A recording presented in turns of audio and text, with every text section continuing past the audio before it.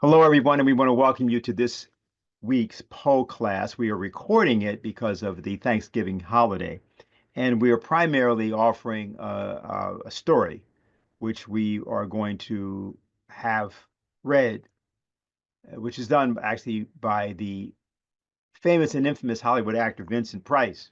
It's a reading of Poe's story, The Gold Bug. This is a story that was written in June of 1843. Poe would have been about 34 years old. Poe was born in 1809. It was entered for a contest, uh, which was of a newspaper called the Dollar Newspaper. I believe that was in Philadelphia. And they offered $100, which was a considerable sum of money then, for the winning story. Now, Poe submitted this story, The Gold Bug, and it won the competition, which was a very good thing for him because he had a $50 debt that he owed to the publisher of something called the Saturday Museum. Now, that publisher had also put in his own magazine, own newspaper, the story that Poe was going to be the assistant editor of his magazine, and it was a big buildup.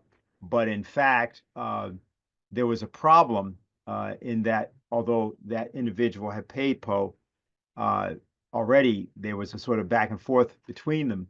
And Poe needed the $100 to pay off that debt, and he submitted this story. That's only a little bit of a background, but the importance is to know that in this period, what Poe was doing was attempting to start his own literary magazine. It's called The Stylus, and he had a couple of people interested, but he didn't have any money. It's important to understand how treacherous the terrain was for anyone who was trying to live as an author at that time. But this story is one of the stories that Poe wrote that created what today we think about as the detective fiction genre of literature. And in effect, he created that in the form of the short story in specific. There were various iterations of this. He had a famous detective, Charles Auguste Dupin, who he invented, although there was an individual of that precise name who was French, who was a geometer, mathematician, politician, and an important figure in French intellectual and political life, and was part of a faction of people that were connected to what was called the École Polytechnique, which was itself connected to West Point. Poe had attended West Point and was part of a political intelligence group organized called the Society of the Cincinnatus. His grandfather had been a member of that group. It was a group that was headed by the Marquis de Lafayette, who had, as a young man of 17, joined the American Revolution and who had traveled back to the United States in the year 1824 and had visited with Poe's grandmother, uh, and Poe had met him at that time at the age of 15. Poe later was integrated into this grouping, and by in the years 1830, 31, 32 in particular, and then later served in a capacity with James Fenimore Cooper, Washington Irving, Samuel Morse, and other figures who are not generally thought of as part of any sort of an extended political intelligence network of the United States, but in fact were.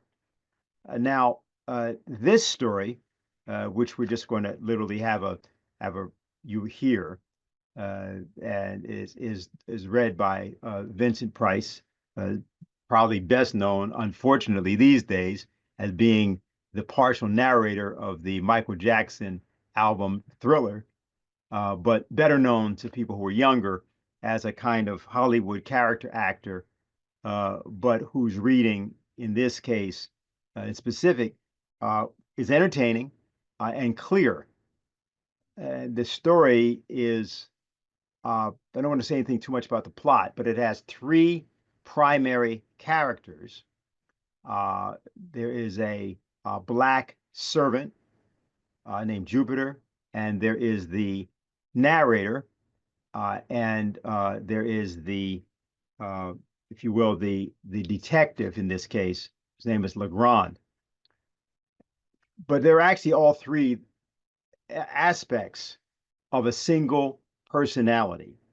It's not presented that way in the story, but the story is about the method of investigation and the method of discovery as Poe thought about it. It's just a useful footnote to know that Poe talks here about ciphers and deciphering codes and breaking codes. This appears in the story, and when after the story was published, some people challenged the veracity of what Poe was writing concerning the breaking of codes. He offered to have anybody send him any code they could think of and that he could break it. And he was known to have done this on several occasions when challenged. So that's the opening. We just want to say that the story itself, as I say, will be, for those of you who've been following the Poe class, you then know we do this each week or have done this in several weeks. But for those of you that have not and are unaware of why we are interested in this figure as a both literary figure, but more importantly, as a political figure and one of the, if you will, founders of the United States, we want to refer you to a controversy around Edgar Poe and his death. And back in, this is something that's relevant because of the way in which Poe is thought about today as a kind of an alcoholic, perhaps drug addict, pederast. I mean, there's all sorts of things said about Poe. So this is the testimony of the physician that attended Poe in his last hours. And we're just going to, his name is Dr. John Moran.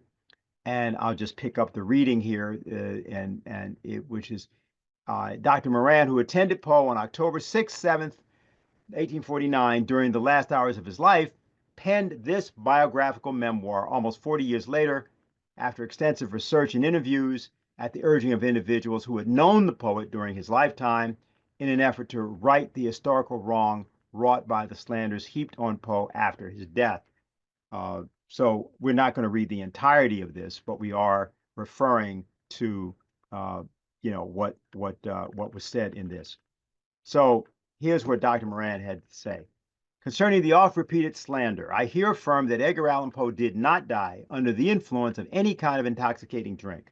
The hospital in which Poe died was second to none in Baltimore as to size, comforts, and location. It was known for many years as the Washington College University Hospital, in which hundreds of students daily traversed its wards. I conducted and controlled this institution for 6 years as resident physician. Just after the death of Edgar Allan Poe, before the lifeless corpse had become cold in the grave, an enemy, an avowed and personal enemy, who became his administrator and was his first biographer, made haste to write and then publish the foul calumny and falsehood that Edgar Allan Poe died from delirium tremens at some unknown and out-of-the-way hospital in Baltimore City. And strange to say, this man's work, Rufus Griswold's Memoir of Edgar Allan Poe, though repeatedly denied upon the best authority, continued to be much sought after, and its poisonous effects are yet seen and felt on both continents. Maybe that's all I'll actually say about it right now. I just wanted to give you a bit of that, just so you have a sense that there's a controversy. There's also controversy about how Poe died. Though it was said that he was drunk and found disheveled, there is evidence, at least offered by Dr. Moran, to consider the possibility that he was murdered, beaten out badly, very badly, and then died as a result of the beating sometime later. But I merely wanted to indicate that for people who are going to be viewing this class for the first time and might wonder exactly what was the purpose of this being inserted into specifically the conditions of a political campaign, the Jose Vega for Congress campaign, why we did it. Edgar Poe, and I say Edgar Poe, not Edgar Allan Poe. Poe was immensely estranged, I'll put it that way, from his stepfather, Mr. Allan, whom he had a tremendous falling out with, and he never used the name Edgar Allan Poe. He used the name Edgar Poe. and that was what also his friends and associates called him. His last residence was in the Bronx, pretty close actually to the campaign office that Jose Vega has. And he wrote some of his most important work in the Bronx, including in particular the much neglected Eureka, among other pieces. And so it was natural for us to talk about him and to try to look at resurrecting his significance. And it's a metaphor for what we think we're going to need to do and should do, not just for the citizens of the Bronx, not just for the citizens of the United States, but for the posterity of the United States and the world. Poe's work and his work in that period, particularly the 1830s and 40s, was an indispensable part of the attempts by those circles that were involved in the American Revolution, which were international, to expand that work and to fight on behalf of that work, and to also consolidate that work in the United States in the form of a great and noble culture. So, with that said, let's now listen to The Gold Bug as read by Vincent Price. The Gold Bug. Many years ago, I contracted an intimacy with a Mr. William Legrand. He was of an ancient Huguenot family and had once been wealthy, but a series of misfortunes had reduced him to want. To avoid the mortification consequent upon his disasters, he left New Orleans, the city of his forefathers, and took up his residence at Sullivan's Island near Charleston, South Carolina. Not far from the eastern or more remote end of the island, Legrand had built himself a small hut, which he occupied when I first by mere accident made his acquaintance. His chief amusements were gunning and fishing, or sauntering along the beach and through the myrtles in quest of shells or entomological specimens.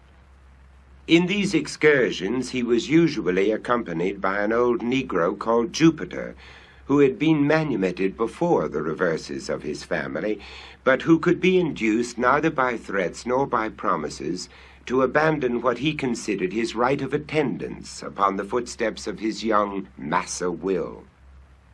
It is not improbable that the relatives of Legrand, conceiving him to be somewhat unsettled in intellect, had contrived to instill this obstinacy into Jupiter with a view to the supervision and guardianship of the wanderer.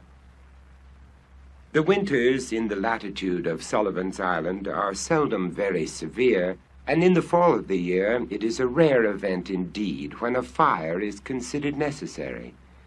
About the middle of October 1840 there occurred, however, a day of remarkable chilliness. Just before sunset I scrambled my way through the evergreens to the hut of my friend, whom I had not visited for several weeks, my residence being at that time in Charleston, a distance of 9 miles from the island, while the facilities of passage and repassage were very far behind those of the present day.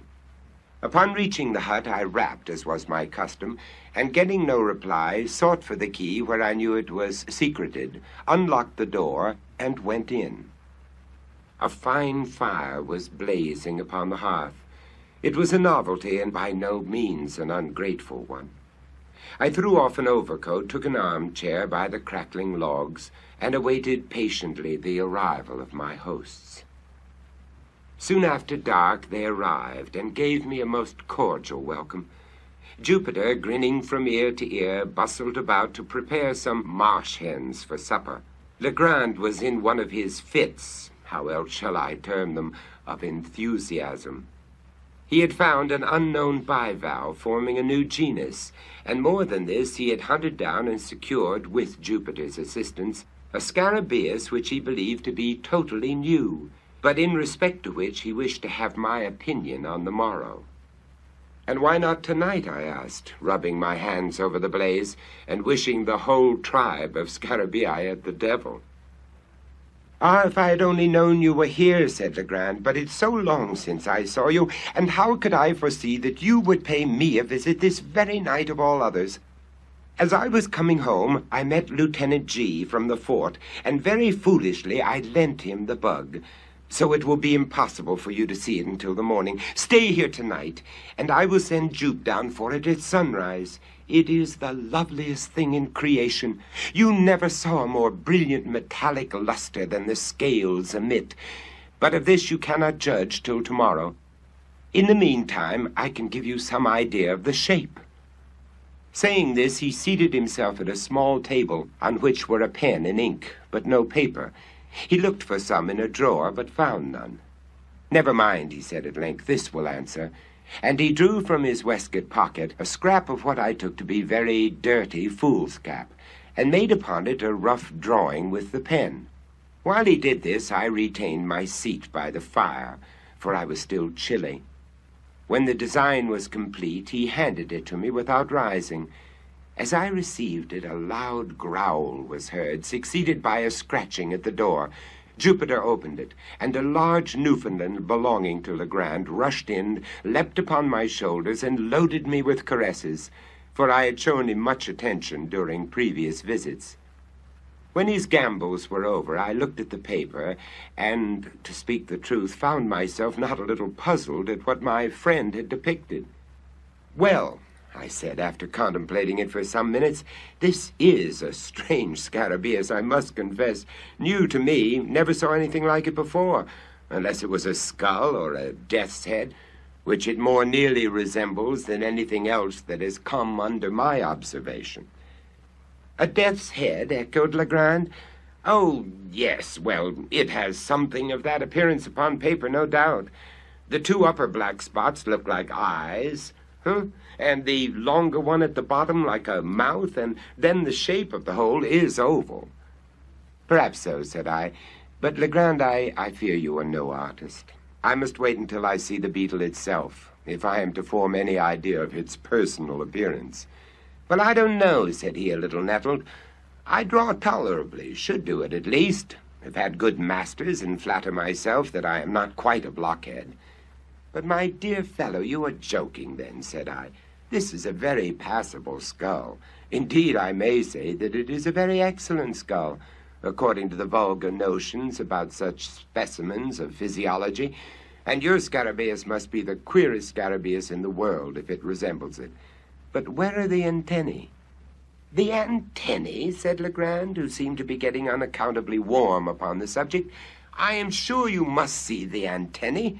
I have made them as distinct as they are in the original insect, and I presume that is sufficient." Well, I said, "perhaps you have, still I don't see them." And I handed him the paper without additional remark, not wishing to ruffle his temper. But I was much surprised at the turn affairs had taken. His ill humor puzzled me, and as for the drawing of the beetle, there were positively no antennae visible, and the whole did bear a very close resemblance to the ordinary cuts of a death's head. He received the paper very peevishly, and was about to crumple it, apparently to throw it in the fire, when a casual glance at the design seemed suddenly to rivet his attention. In an instant his face grew violently red, in another as excessively pale. For some minutes he continued to scrutinize the drawing minutely where he sat. Then he made an anxious examination of the paper, turning it in all directions. Presently he took from his coat pocket a wallet, placed the paper carefully in it, and deposited both in a writing desk, which he locked. He now grew more composed in his demeanor, but his original air of enthusiasm had quite disappeared. Yet he seemed not so much sulky as abstracted. Seeing my host in this mood, I deemed it proper to take leave. He did not press me to remain, but as I departed, he shook my hand with even more than usual cordiality. It was about a month after this, and during the interval I had seen nothing of Legrand, when I received a visit at Charleston from his man, Jupiter. I had never seen the good old Negro look so dispirited, and I feared that some serious disaster had befallen my friend. "Well, Jupe," said I, "what's the matter now? How is your master?" "Well, to speak the truth, massa, him not so very well as might be. The bug, I'm very certain that Master Will, he been bit somewhere about the head by that goobug." And what cause have you, Jupiter, for such a supposition? I never did see such a deuced bug. He'd kick and he'd bite everything that come near him. Massa Will caught him first, but had to let him go again mighty quick, I tell you. Then was the time he must have got the bite. I didn't like the look of the bug mouth myself, nohow, so I wouldn't take hold of him with my finger, but I caught him with a piece of paper that I found. I wrap him up in the paper and stuff a piece of it in his mouth.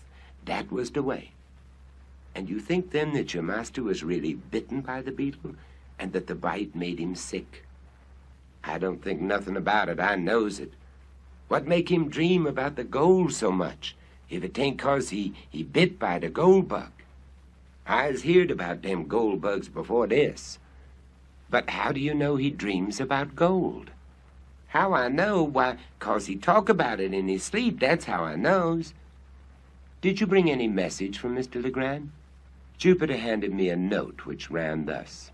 My dear X, since I saw you, I have had great cause for anxiety.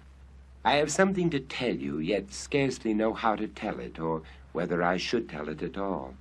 I have not been quite well for some days past, and poor old Jupe annoys me almost beyond endurance with his well-meant attentions. Would you believe it? He had prepared a huge stick the other day with which to chastise me for giving him the slip and spending the day solus among the hills on the mainland. I verily believe that my ill looks alone saved me a flogging. If you can in any way make it convenient, come over with Jupiter. Do come. I wish to see you tonight upon business of importance. I assure you that it is of the highest importance. Ever yours, William Legrand. There was something in the tone of this note that gave me great uneasiness. Its whole style differed materially from that of Legrand. What new crotchet possessed his excitable brain? What business of the highest importance could he possibly have to transact? I dreaded lest the continued pressure of misfortune had at length fairly unsettled the reason of my friend. Without a moment's hesitation, therefore, I prepared to accompany the Negro. It was almost 3 in the afternoon when we arrived. Legrand had been waiting us in eager expectation. He grasped my hand with a nervous empressment which alarmed me and strengthened the suspicions already entertained. His countenance was pale, even to ghastliness, and his deep-set eyes glared with unnatural luster. After some inquiries respecting his health, I asked him, not knowing what better to say, if he had yet obtained the scarabaeus from Lieutenant G. "Oh, yes," he replied, coloring violently. "I got it from him the next morning. Nothing should tempt me to part with that scarabaeus. Do you know that Jupiter is quite right about it?" "In what way?" I asked, with a sad foreboding at heart. "In supposing it to be a bug of real gold." He said this with an air of profound seriousness, and I felt inexpressibly shocked. "This bug is to make my fortune," he continued with a triumphant smile, "to reinstate me in my family possessions. Is it any wonder, then, that I prize it? Since fortune is thought fit to bestow it upon me, I have only to use it properly, and I shall arrive at the gold of which it is the index." Hereupon Legrand arose with a grave and stately air and brought me the beetle from a glass case in which it was enclosed. It was a beautiful scarabaeus, and at that time unknown to naturalists, of course a great prize in a scientific point of view. There were 2 round black spots near one extremity of the back and a long one near the other. The scales were exceedingly hard and glossy, with all the appearance of burnished gold. The weight of the insect was very remarkable, and taking all things into consideration, I could hardly blame Jupiter for his opinion respecting it. But what to make of Legrand's concordance with that opinion I could not for the life of me tell. "I sent for you," said he in a grandiloquent tone when I had completed my examination of the beetle. "I sent for you that I might have your counsel and assistance in furthering the views of fate and of the bug." "My dear Legrand," I cried, interrupting him, You are certainly unwell, and had better use some little precautions. You shall go to bed, and I will remain with you a few days until you get over this. You are feverish, and—" "You are mistaken," he interposed. "I am as well as I can expect to be under the excitement which I suffer. If you really wish me well, you will relieve this excitement." "And how is this to be done?" "Very easily. Jupiter and myself are going upon an expedition into the hills, upon the mainland. And in this expedition we shall need the aid of some person in whom we can confide. You are the only one we can trust. Whether we succeed or fail, the excitement which you now perceive in me will be equally allayed." "I am anxious to oblige you in any way," I replied. "But do you mean to say that this infernal beetle has any connection with your expedition into the hills?" "It has. And you will promise me upon your honor that when this freak of yours is over and the bug business, good God, settled to your satisfaction, you will then return home and follow my advice implicitly as that of your physician?"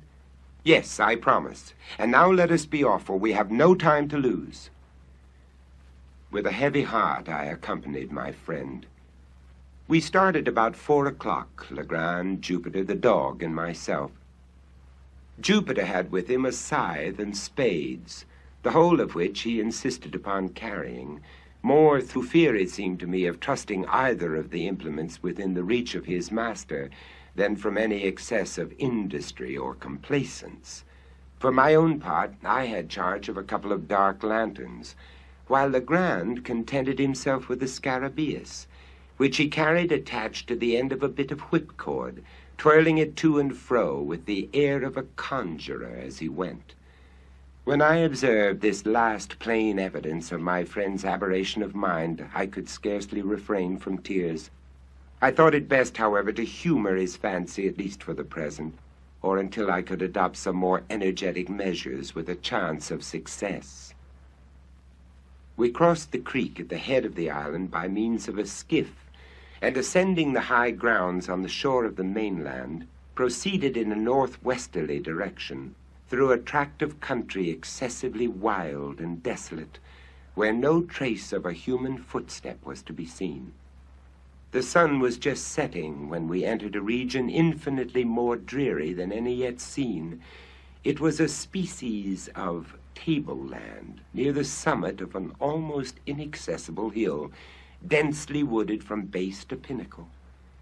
The natural platform to which we had clambered was thickly overgrown with brambles, through which we soon discovered that it would have been impossible to force our way but for the scythe, and Jupiter, by direction of his master, proceeded to clear for us a path to the foot of an enormously tall tulip tree, which stood with some 8 or 10 oaks upon the level, and far surpassed them all, and all other trees which I had then ever seen, in the beauty of its form, in the wide spread of its branches, and in the general majesty of its appearance. When we reached this tree, Legrand turned to Jupiter and asked him if he thought he could climb it. "Yes, massa, Jupe climb any tree he ever see in his life." "Then up with you as soon as possible, for it will soon be too dark to see what we are about." "How far must go up, massa?" inquired Jupiter. "Get up the main trunk first, and then I will tell you which way to go. Oh, here, stop. Take this beetle with you." The difficulty of ascension in the present case lay more in semblance than in reality. Jupiter, after 1 or 2 narrow escapes from falling, at length wriggled himself into the first great fork, and seemed to consider the whole business as virtually accomplished. The risk of the achievement was, in fact, now over, although the climber was some 60 or 70 feet from the ground. "Which way must go up now, Master Will?" "Keep up the largest branch, the one on this side," said Legrand. Presently his voice was heard in a sort of halloo. "How much further's got to go?" "Look down the trunk and count the limbs below you on this side." "How many limbs have you passed?" 1, 2, 3, 4, 5. I done passed 5 big limbs, master, upon this side." "Then go 1 limb higher."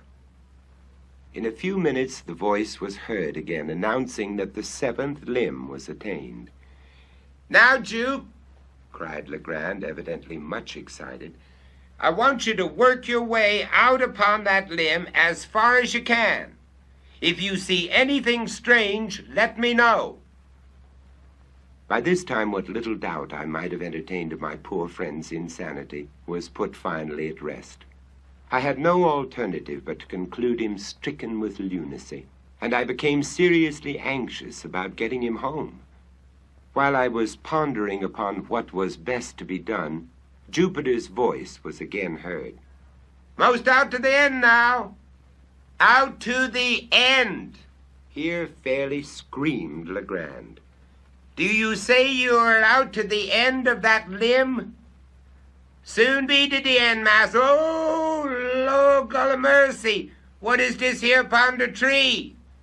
"Well," cried Legrand, highly delighted, "what is it?" "Why, 'tain't nothing but a skull. Somebody been left him head up the tree, and the crows done gobble every bit of the meat off."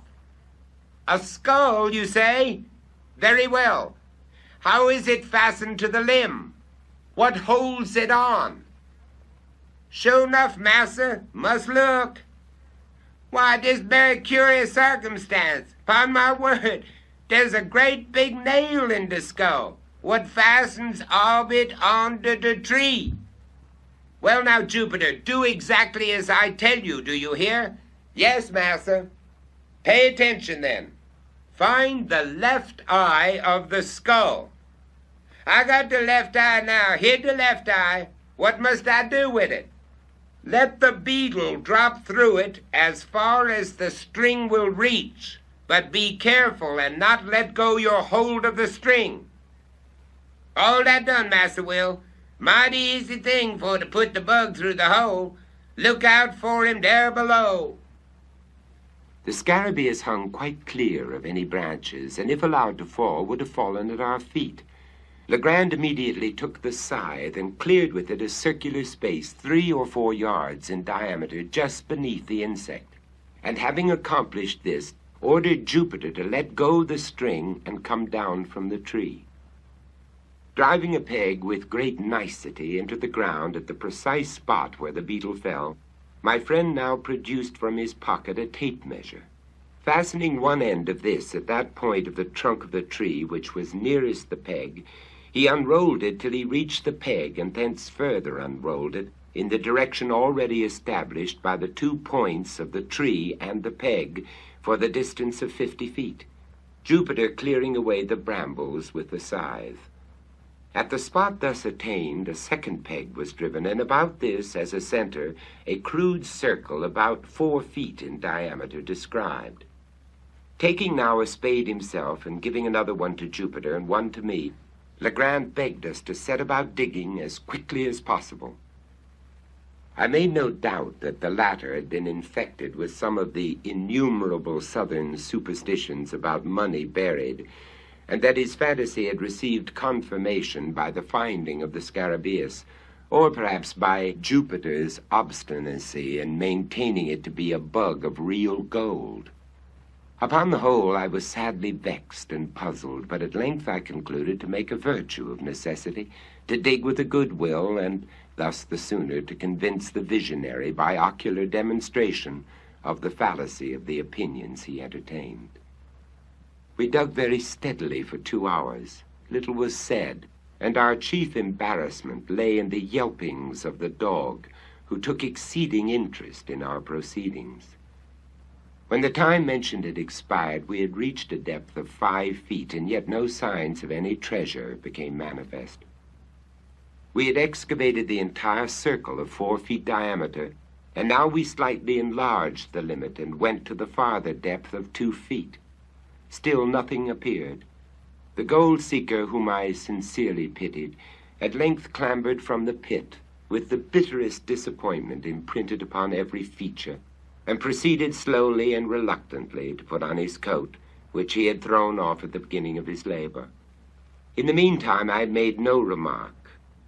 Jupiter, at a signal from his master, began to gather up his tools. This done, we turned in profound silence towards home. We had taken perhaps a dozen steps in this direction when, with a loud oath, Legrand strode up to Jupiter and seized him by the collar. "You scoundrel," said Legrand, hissing out the syllables from between his clenched teeth. "You infernal black villain! Speak, I tell you. Answer me this instant, without prevarication. Which is your left eye?" "Oh, my golly, Massa Will, ain't this here my left eye for certain?" roared the terrified Jupiter, placing his hand upon his right organ of vision, and holding it there with a desperate pertinacity, as if in immediate dread of his master's attempt at a gouge. "I thought so! I knew it! Hurrah!" vociferated Legrand, letting the Negro go and executing a series of curvets and caracols, much to the astonishment of his valet, who, arising from his knees, looked mutely from his master to myself, and then from myself to his master. "Come, we must go back," said the latter. "The game's not up yet," and he again led the way to the tulip tree. Here my friend, about whose madness I now saw, or fancied that I saw, certain indications of method, removed the peg which marked the spot where the beetle fell to a spot about 3 inches to the westward of its former position. Taking now the tape measure from the nearest point of the trunk to the peg, as before, and continuing the extension in a straight line to the distance of 50 feet, a spot was indicated, removed by several yards from the point at which we had been digging. Around the new position, a circle somewhat larger than in the former instance was now described, and we again set to work with the spade. I was dreadfully weary, but scarcely understanding what had occasioned the change in my thoughts, I felt no longer any great aversion from the labor imposed. I had become most unaccountably interested, nay, even excited. When we had been at work perhaps an hour and a half, we were again interrupted by the violent howlings of the dog. His uneasiness in the first instance had been evidently but the result of a playfulness or caprice, but he now assumed a bitter and serious tone. Upon Jupiter's attempting to muzzle him, he made furious resistance, and leaping into the hole, tore up the mold frantically with his claws. In a few seconds he had uncovered a mass of human bones, forming 2 complete skeletons, intermingled with several buttons of metal, and what appeared to be the dust of decayed woolen. 1 or 2 strokes of a spade upturned the blade of a large Spanish knife, and as we dug farther, 3 or 4 loose pieces of gold and silver coin came to light. At sight of these, the joy of Jupiter could scarcely be restrained, but the countenance of his master wore an air of extreme disappointment. He urged us, however, to continue our exertions, and the words were hardly uttered when I stumbled and fell forward, having caught the toe of my boot in a large ring of iron that lay half buried in the loose earth. We now worked in earnest, and never did I pass 10 minutes of more intense excitement. During this interval we had fairly unearthed an oblong chest of wood, which from its perfect preservation and wonderful hardness had plainly been subjected to some mineralizing process, perhaps that of bichloride of mercury. This box was 3 feet and a half long, 3 feet broad, and 2.5 feet deep.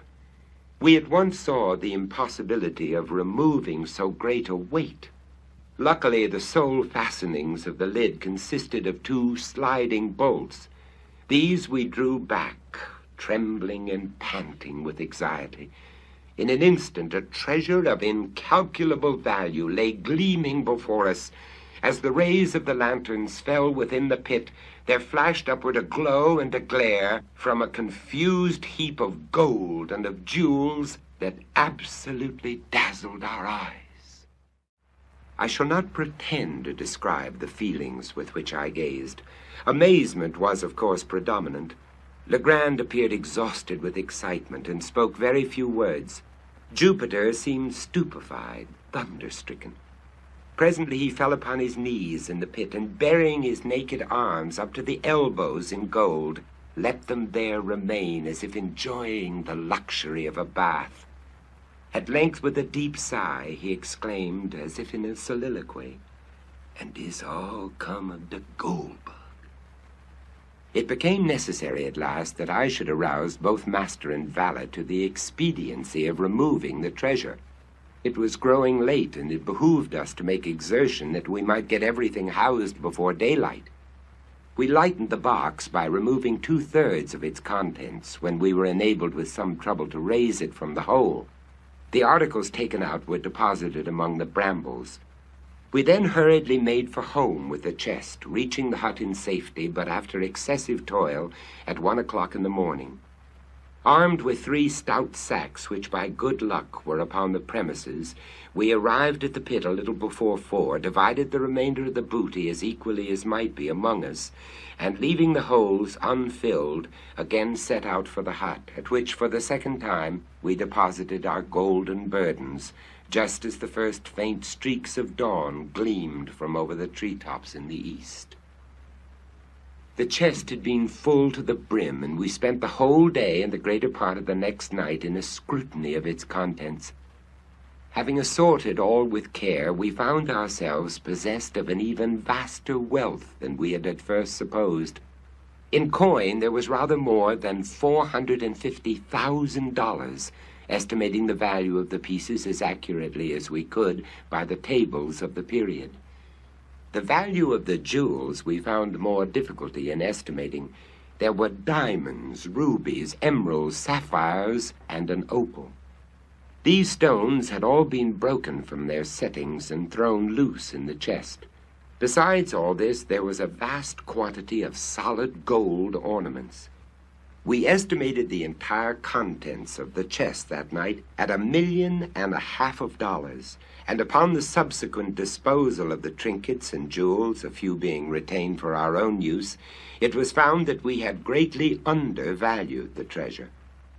When at length we had concluded our examination, and the intense excitement of the time had in some measure subsided, Legrand, who saw that I was dying with impatience for a solution of this most extraordinary riddle, entered into a full detail of all the circumstances connected with it. "You remember," said he, "the night when I handed you the rough sketch I had made of the Scarabaeus? You recollect also that I became quite vexed at you for insisting that my drawing resembled a death's head. The sneer at my graphic powers irritated me, for I am considered a good artist, and therefore when you handed me the scrap of parchment, I was about to crumple it up and throw it angrily into the fire." "The scrap of paper, you mean?" said I. "No. It had much the appearance of paper, and at first I supposed it to be such, but when I came to draw upon it, I discovered it at once to be a piece of very thin parchment. It was quite dirty, you remember. Well, as I was in the very act of crumpling it up, my glance fell upon the sketch at which you had been looking, and you may imagine my astonishment when I perceived, in fact, the figure of a death's head just where, it seemed to me, I had made the drawing of the beetle. For a moment I was too much amazed to think with accuracy. I knew that my design was very different in detail from this, although there was a certain similarity in general outline. Upon turning it over, I saw my own sketch upon the reverse, just as I had made it. My first idea now was mere surprise at the really remarkable similarity of outline, at the singular coincidence involved in the fact that, unknown to me, there should have been a skull upon the other side of the parchment, immediately beneath my figure of the Scarabaeus, and that this skull, not only in outline but in size, should so closely resemble my drawing. But there dawned upon me gradually a conviction which startled me even far more than the coincidence. I began distinctly, positively, to remember that there had been no drawing upon the parchment when I made my sketch of the Scarabaeus. I became perfectly certain of this, for I recollected turning up first one side and then the other in search of the cleanest spot. Had the skull been there then, of course I could not have failed to notice it. When you had gone, and when Jupiter was fast asleep, I betook myself to a more methodical investigation of the affair. In the first place, I considered the manner in which the parchment had come into my possession.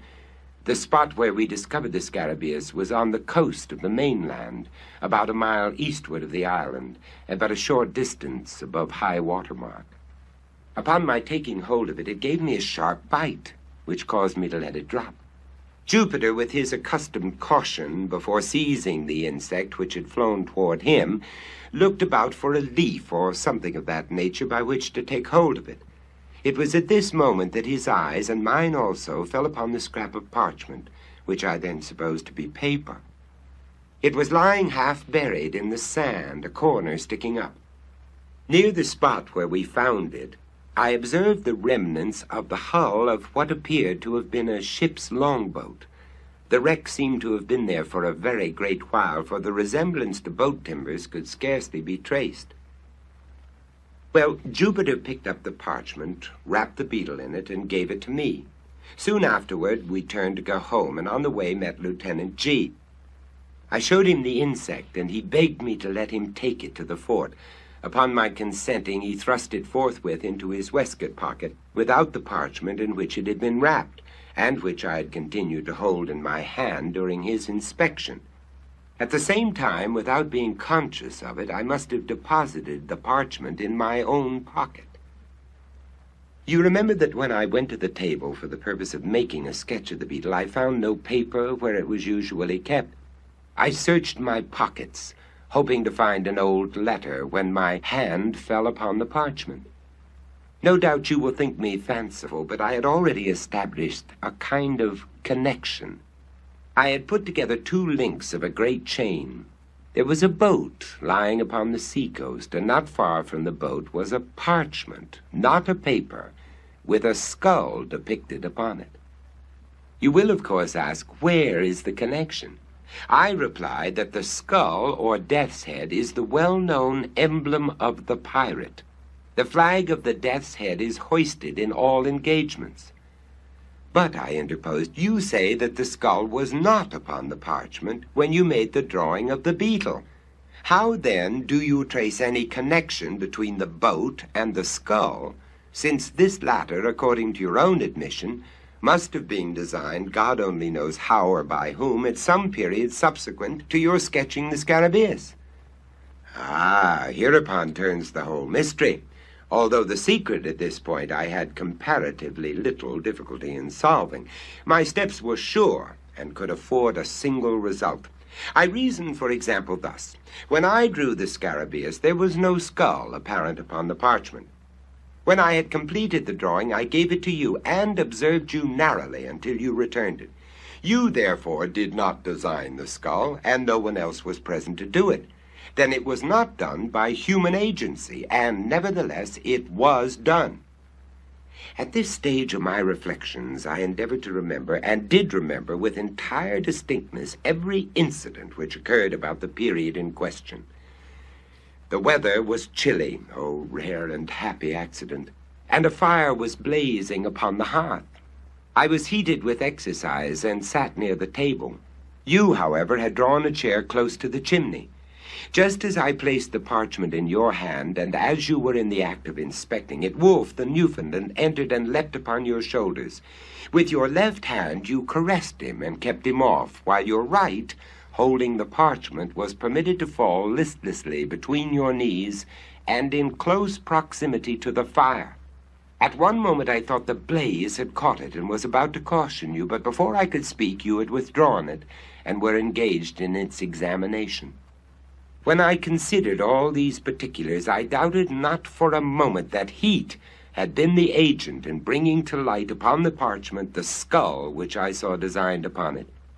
You are well aware that chemical preparations exist and have existed time out of mind, by means of which it is possible to write upon either paper or vellum, so that the characters shall become visible only when subjected to the action of fire. The color disappears at longer or shorter intervals after the material written upon cools, but again becomes apparent upon the reapplication of heat. I immediately kindled a fire and subjected every portion of the parchment to a glowing heat. At first the only effect was the strengthening of the faint lines in the skull, but upon persevering in the experiment, there became visible at the corner of the slip, diagonally opposite to the spot in which the death's head was delineated, the figure of what I at first supposed to be a goat. A closer scrutiny, however, satisfied me that it was intended for a kid.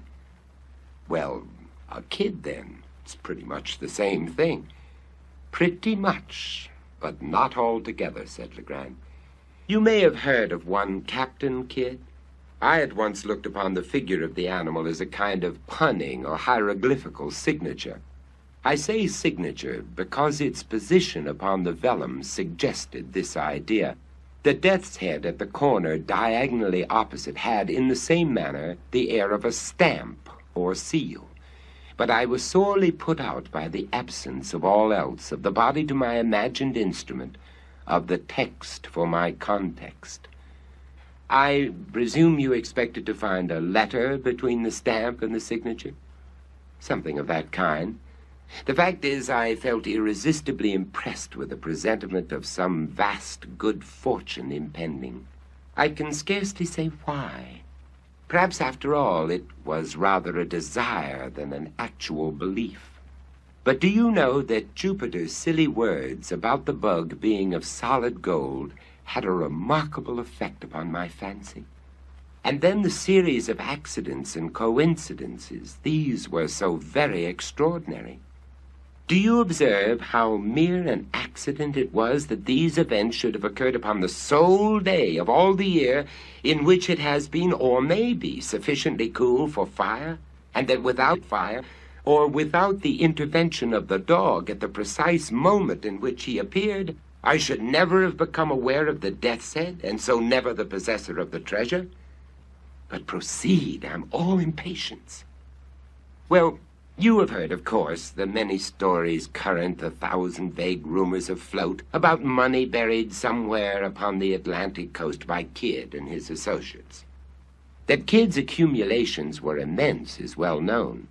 I took it for granted, therefore, that the earth still held them, and you will scarcely be surprised when I tell you that I felt a hope, nearly amounting to certainty, that the parchment so strangely found involved a lost record of the place of deposit. But how did you proceed? I held the vellum again to the fire, after increasing the heat, but nothing appeared. I now thought it possible that the coating of dirt might have something to do with the failure, so I carefully rinsed the parchment by pouring warm water over it, and having done this, I placed it in a tin pan with the skull downward and put the pan upon a furnace of lighted charcoal. Upon taking it off, the whole was just as you see it now.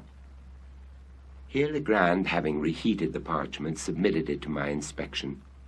Characters including many numerals were rudely traced in a red tint between the death's head and the goat.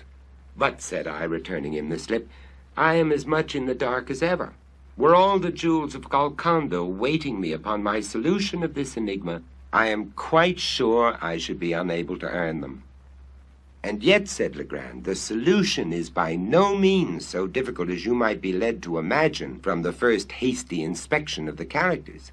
These characters, as anyone might readily guess, form a cipher. That is to say, they convey a meaning. But then, from what is known of Kidd, I could not suppose him capable of constructing any of the more abstruse cryptographs. I made up my mind at once that this was of a simple species, such, however, as would appear to the crude intellect of the sailor absolutely insoluble without the key. And you really solved it. Readily. I have solved others of an abstruseness 10,000 times greater. Circumstances and a certain bias of mind have led me to take interest in such riddles, and it may well be doubted whether human ingenuity can construct an enigma of the kind which human ingenuity may not, by proper application, resolve. In fact, having once established connected and legible characters, I scarcely gave a thought to the mere difficulty of developing their import. The pun upon the word kid is appreciable in no other language than the English. But for this consideration, I should have begun my attempts with the Spanish and French, as the tongues in which a secret of this kind would most naturally have been written by a pirate of the Spanish Main. As it was, I assumed the cryptograph to be English. My first step was to ascertain the predominant letters, as well as the least frequent. Counting all, I constructed a table thus. Of the character 8, there are 33. Of the character semicolon, there are 26. Of the character 4, there are 19, and so forth. Now, in English, the letter which most frequently occurs is E. E predominates so remarkably that an individual sentence of any length is rarely seen in which it is not the prevailing character.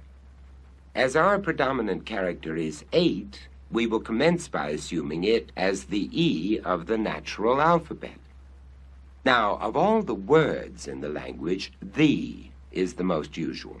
Let us see, therefore, whether there are not repetitions of any 3 characters in the same order of collocation, the last of them being 8.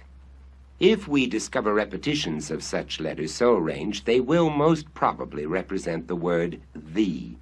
Upon inspection, we find no less than 7 such arrangements, the characters being semicolon 4, 8. We may therefore assume that semicolon represents T, 4 represents H, and 8 represents E, the last being now well confirmed. Thus a great step has been taken. It will be unnecessary to proceed with the details of the solution. I have said enough to convince you that ciphers of this nature are readily soluble, and to give you some insight into the rationale of their development. But be assured that the specimen before us appertains to the very simplest species of cryptograph. It now only remains to give you the full translation of the characters upon the parchment as unriddled. Here it is. A good glass in the bishop's hostel in the devil's seat, 41 degrees and 13 minutes northeast and by north, main branch, 7th limb, east side. Shoot from the left eye of the death's head a bee line from the tree through the shot 50 feet out. But, said I, the enigma seems still in as bad condition as ever. How is it possible to extort a meaning from all this jargon about devil's seats, death's heads, and bishops' hostels? It left me also in the dark, replied Legrand, for a few days, when one morning it entered into my head quite suddenly that Bishop's Hostel might have some reference to an old family of the name of Bessop, which time out of mind had held possession of an ancient manor house about 4 miles to the northward of the island. I accordingly went over to the plantation and reinstituted my inquiries among the older Negroes of the place. At length, one of the most aged of the women said that she had heard of such a place as Bessop's Castle, and thought that she could guide me to it, but that it was not a castle nor a tavern, but a high rock. The castle consisted of an irregular assemblage of cliffs and rocks, one of the latter being quite remarkable for its height, as well as for its insulated and artificial appearance. I clambered to its apex, and then felt much at a loss as to what should be next done. While I was busied in reflection, my eyes fell upon a narrow ledge in the eastern face of the rock, perhaps a yard below the summit upon which I stood.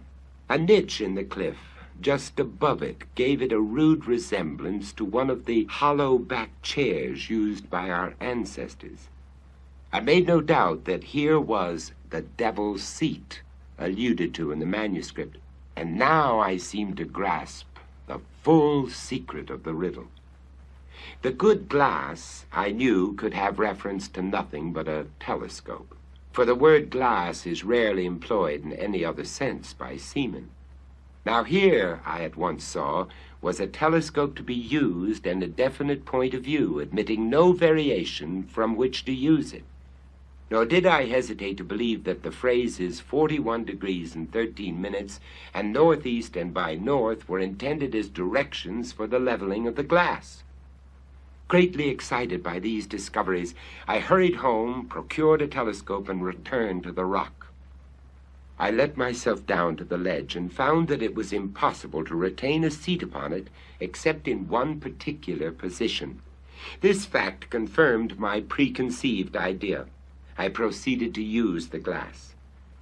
Of course, the 41 degrees could allude to nothing but elevation above the visible horizon, since the horizontal direction was clearly indicated by the words northeast by north.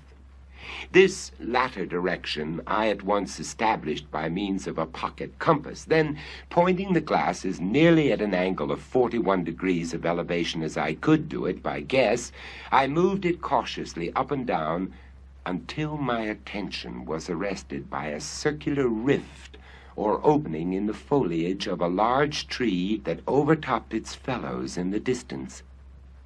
In the center of this rift, I perceived a white spot, but could not at first distinguish what it was. Adjusting the focus of the telescope, I again looked, and now made it out to be a human skull. Upon this discovery, I was so sanguine as to consider the enigma solved, for the phrase main branch, seventh limb, east side could refer only to the position of the skull upon the tree, while shoot from the left eye of the death's head admitted also of but one interpretation in regard to a search for buried treasure. I perceived that the design was to drop a bullet from the left eye of the skull, and that a B line, or in other words, a straight line, drawn from the nearest point of the trunk through the shot, or the spot where the bullet fell, and thence extended to a distance of 50 feet, would indicate a definite point. And beneath this point, I thought it at least possible that a deposit of value lay concealed. Having carefully taken the bearings of the tree, I turned homeward. The instant I left the Devil's Seat, however, the circular rift vanished, nor could I get a glimpse of it afterward, turn as I would. What seems to me the chief ingenuity in this whole business is the fact, for repeated experiment has convinced me it is a fact, that the circular opening in question is visible from no other attainable point of view than that afforded by the narrow ledge upon the face of the rock.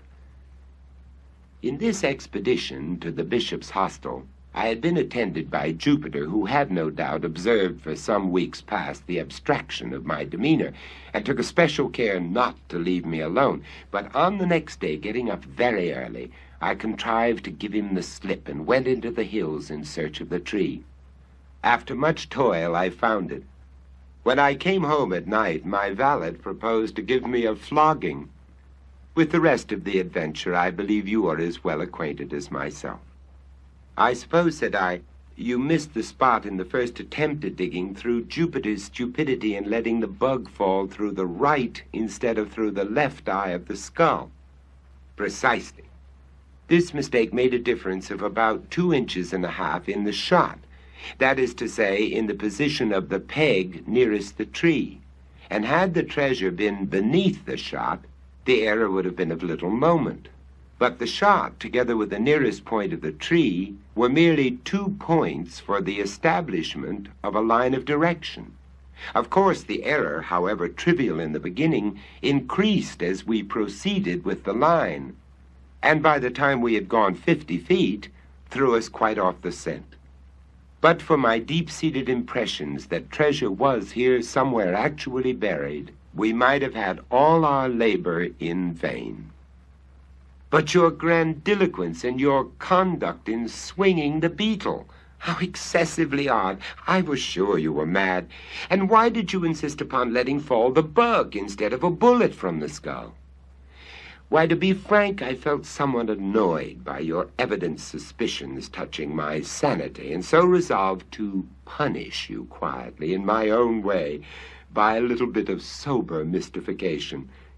For this reason I swung the beetle, and for this reason I let it fall from the tree. An observation of yours about its great weight suggested the latter idea. Yes, I perceive.